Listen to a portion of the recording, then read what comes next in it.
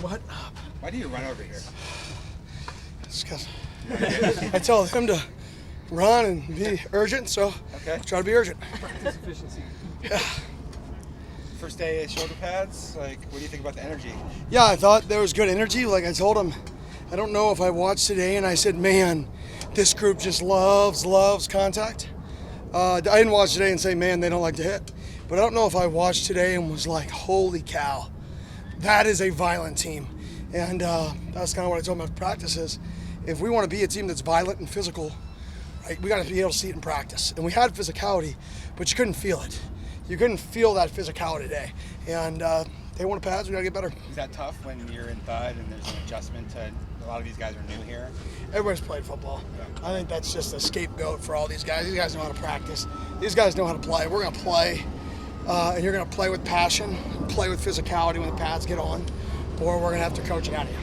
What's your take on Kyson now that you've seen him for a week or so, where he is fully back from his injury? Yeah, I'm excited. You know, Kyson was our, arguably our number one going into the last year's season. So I'm excited to get him back with all the competition in that room. That's really exciting to me. Coach, I saw Brock here, I saw Jordan here, I saw Jeff and a bunch of other guys. Just how important is it to you for all these past Sun Devils to keep on showing up in droves? Yeah, they keep coming back out. That's awesome. You know, we try to be as welcoming as possible. It's impossible for me to call every alumni and build a relationship with every alumni. Like, it's just not possible. But we can open our doors, and the guys who want to be involved, they have the opportunity to be involved. If they want to be around, they have the opportunity to be around. And so just open door philosophy, and I'd love to see more guys continue to come back. Even though it's way too early in spring, do you feel the learning curve is maybe at the point where you expect it to be with so many new faces? Today was our most mistakes. Today was definitely the biggest learning curve. Day 3, we haven't slowed down. When we get to like a little bit Thursday, but when we get to Saturday, it slows down a little. And then starting next week, it really slows down towards the back half of spring from a learning curve perspective.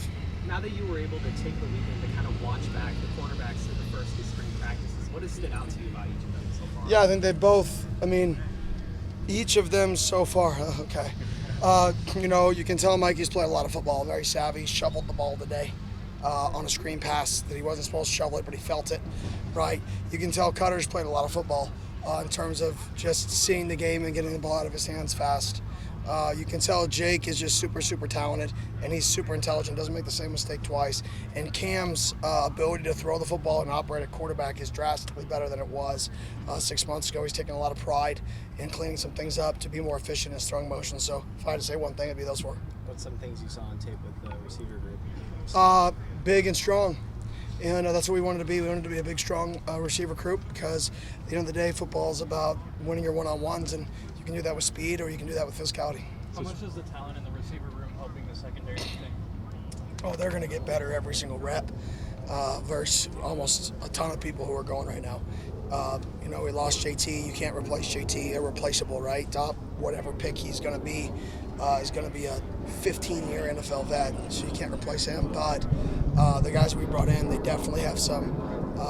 The depth in that room is very, very high. So Travis last year on special teams, what have you seen out of the new specialists so far in camp? Yeah, they can go punt it really far, and he's made most of his kicks, and the other guys are stepping up too. I think having a guy whose full-time job is to work with specialists, I think is paying off. Hopefully that pays off here in the fall. Braden's had a strong start to camp. How special is it to have guys who are from the Beard and bring them back home and then see them start to... Yeah, it's awesome. I told him in the recruiting process, I said, listen, dude, you're going to go experience what you want to experience, but just know eventually you're going to miss it back here and you're going to want to come home.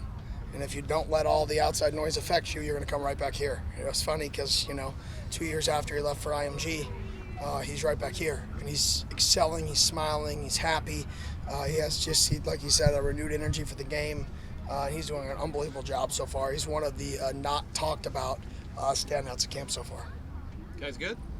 Awesome. Appreciate it.